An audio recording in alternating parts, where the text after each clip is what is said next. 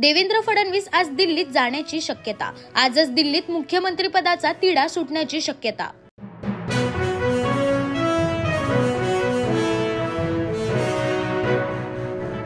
पूर्ण बहुमत असून देखील मुख्यमंत्री नेमता येत नाही।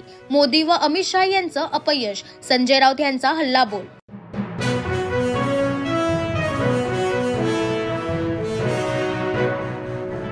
लोकसभेच्या निवडणुकीत त्यांना यश मिळाले त्यावेळी ते काही बोलले नाहीत। त्यांनी खुल्या दिलाने आपला पराभव स्वीकारावा। चंद्रशेखर बावनकुळे यांचं वक्तव्य।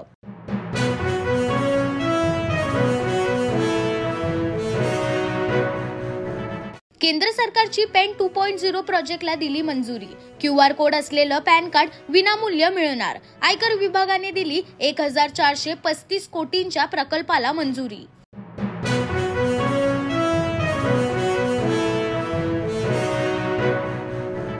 नागराज मंजुळेंच्या कार्याची दखल। अखिल भारतीय महात्मा फुले समता परिषदेचा महात्मा फुले समता पुरस्कार जाहीर। 28 नोव्हेंबरला पुण्यात वितरण सोहळा।